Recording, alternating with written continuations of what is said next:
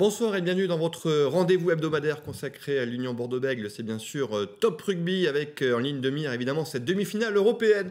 Ce dimanche au Matmut contre le Stade Toulousain, coup d'envoi à 16h. On va parler évidemment de ce grand match qui attend l'Union Bordeaux-Bègles, mais aussi revenir malheureusement sur le match de Top 14 perdu contre le Stade Rochelais avec notre invité ce soir Jean-Baptiste Poux, l'entraîneur des avants de l'Union Bordeaux-Bègles. Bonsoir Jean-Baptiste. Bonsoir. Merci d'être avec nous. On va vite switcher sur la Coupe d'Europe, mais on va devoir revenir sur la défaite contre La Rochelle avant de voir le résumé ensemble. Justement, quel était un peu le discours ce matin au club? Est-ce qu'on est revenu sur le top 14 ou est-ce qu'on est déjà focus sur la Coupe d'Europe et ce match dimanche contre le Stade Toulousain? Disons que ce matin, il n'y avait pas tous les joueurs. Les joueurs ils étaient en récup. On a décalé la semaine, comme on a joué samedi, comme on joue dimanche. On a tout décalé. Donc la reprise, c'est surtout demain matin. Ouais.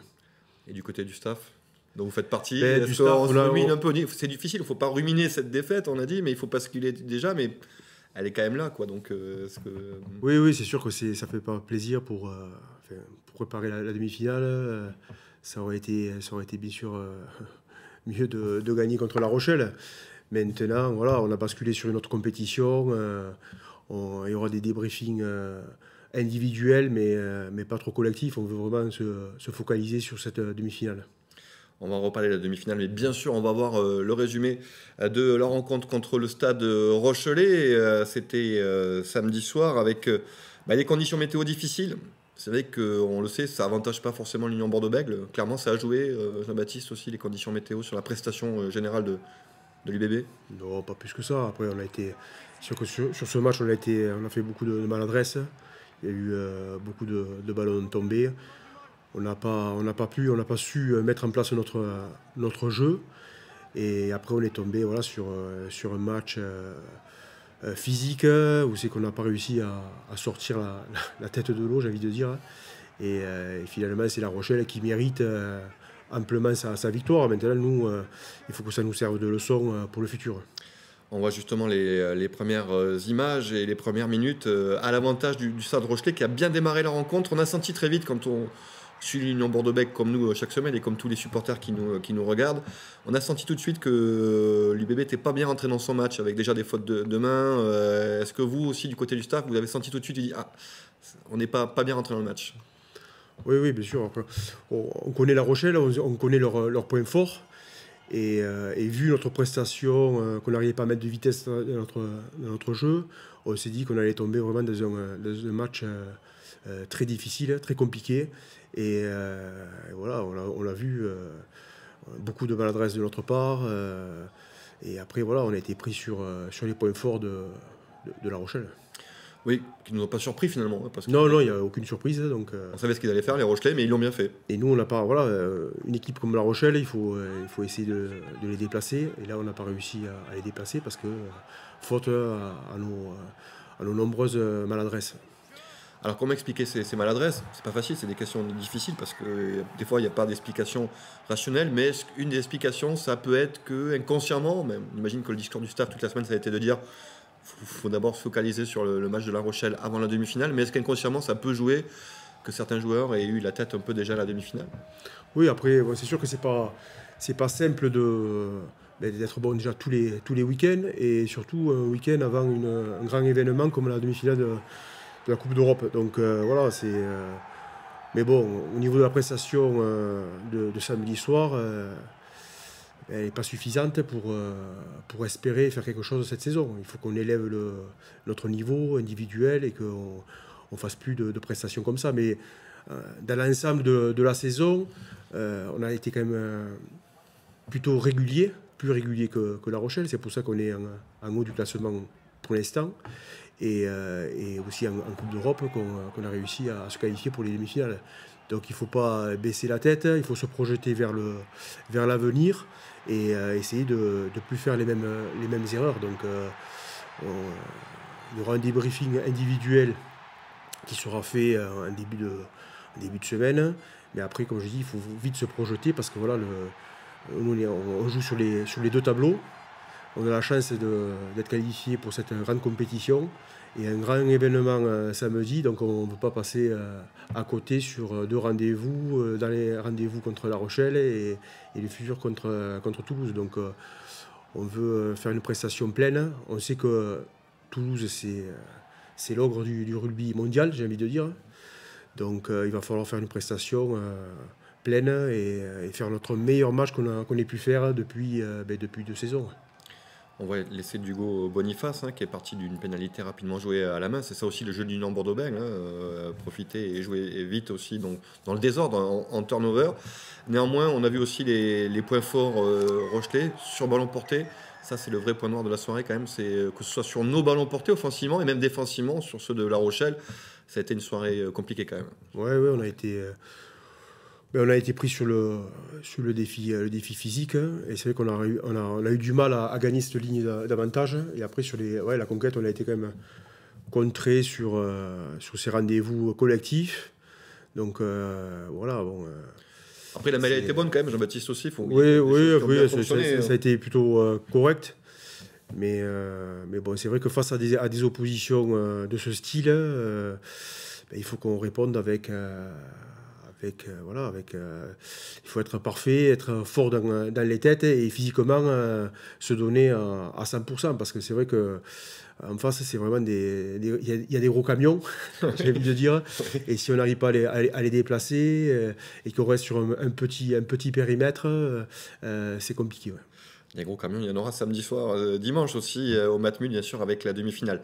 D'abord, on va récapituler, bien sûr, les résultats de cette journée de top 14, résultats, classement, et puis la prochaine journée aussi, ce sera dans 15 jours, bien sûr, après les matchs européens. Vous dire aussi que dans la deuxième partie de cette émission ce soir, eh bien, nous irons à Bayonne, voir ce qu'ont fait les Bayonnais aussi contre Pau. Voilà, merci à la régie pour les résultats, et avec des matchs importants, notamment, vous voyez, la victoire de Vannes, bonifiée contre Toulon, ça c'est une belle surprise, et puis aussi la lourde défaite du Stade Français, le classement vous le voyez, donc avec l'Union Bordeaux-Bègles qui conserve sa deuxième place, statu quo en tout cas pour Bordeaux et Toulon en haut du tableau, et puis en bas c'est très très serré. La prochaine journée vous la voyez également, donc ce sera dans 15 jours avec un déplacement du côté de Montpellier pour l'Union Bordeaux-Bègles. Le match donc de la Coupe d'Europe, évidemment ça arrive très vite ce dimanche 16h. On a déjà tout dit sur le Stade Toulousain, une équipe que vous connaissez bien, Jean-Baptiste. Le fait que ça se joue à Bordeaux, alors pour la Commission européenne, enfin l'ECR, je cherche parce que ça change tous les ans, c'est pas un match à domicile, néanmoins ça se jouera à Bordeaux. Est-ce qu'on peut dire quand même que les Toulousains partent avec un statut de favoris, de par leur expérience et de par les prestations qu'ils font aussi ces dernières semaines? Oui, bien sûr, ils sont favoris, c'est les champions en titre. Champion de France, donc voilà, on sait qu'on connaît la qualité de Toulouse, ils le démontrent tous les week-ends, ils n'ont aucune baisse de régime, ils peuvent faire jouer la troisième équipe, ils sont toujours autant performants, donc voilà, on sait que voilà, c'est l'ogre du rugby mondial, j'ai envie de dire, et nous c'est un bel événement, un beau match à jouer, et on va essayer de créer l'exploit. Comment passer en mode phase finale, c'est ça va être un peu, j'imagine, le discours cette semaine aussi, se mettre en mode phase finale tout au long de la semaine au CEVA, à l'entraînement. Oui, après, les confrontations qu'on a eues contre eux, en finale, on a ramassé. On est allé gagner chez eux. 2 sur 2 quand même cette saison. 2 sur 2, mais on s'est fait peur quand même dans les matchs au Matmut. On a vu, on avait pas mal d'avance, ils sont revenus en seconde mi-temps, et on a vu cette dimension aussi mentale de champions qu'ils ont, qui cultivent, et que nous, il faut avoir. Sur ce type de match, j'espère qu'on sera mieux rugbystiquement que contre La Rochelle. Et après, tout va se jouer au niveau de la tête, et c'est celui qui aura le plus envie qui va l'emporter. Mais c'est vrai que j'espère qu'on pourra être dans la partie rugbystiquement, dans notre jeu, qu'on va réussir à déployer notre jeu, qu'on sera performant sur notre conquête, et qu'après, vraiment, la différence, elle va se faire sur le mental. D'où l'importance de bien démarrer les rencontres, ça donne le petit plus de confiance aussi. On l'a vu contre La Rochelle, on a mal démarré, d'habitude l'UBB démarre fort. Après, contre Toulouse, il faut bien démarrer et bien finir. Et aussi bien gérer et au milieu, être bon aussi. Donc voilà, on a 80 minutes à faire pleine, et peut-être aussi les prolongations. Mais j'espère qu'il y aura un vrai match, pas comme en finale, où c'est que vraiment ça avait été difficile à vivre. Donc j'espère que là, on aura un vrai match de rugby, que notre équipe elle va tout donner pour faire plaisir à tous nos supporters.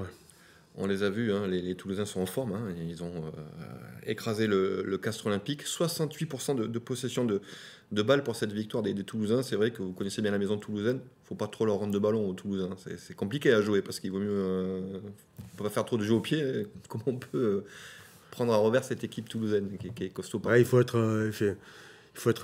bon dans tous les domaines, et il faut vraiment donner le meilleur. Il faut donner le meilleur. Il faut vraiment avoir la partition parfaite contre ce genre d'équipe. Quand on rencontre Toulouse, c'est fait pour les bons joueurs de rugby. C'est pas fait pour. On peut pas être que dans un registre. Il faut être complet. Et tenir bon du début jusqu'à la fin, de ne pas s'enflammer, de ne pas s'effondrer.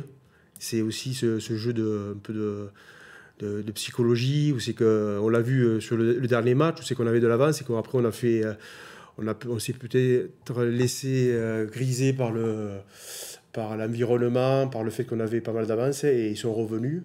Et ils ont failli gagner. Et en même temps, s'ils ont de l'avance, pas baisser la tête et continuer à travailler, à fournir des efforts pour revenir dans la partie. Donc voilà, tout le monde attend bien sûr ce match, parce que c'est le premier contre le second du top 14, même aussi en Coupe d'Europe, c'était ça. Donc voilà, c'est vraiment les deux équipes quand même qui sont en forme cette saison.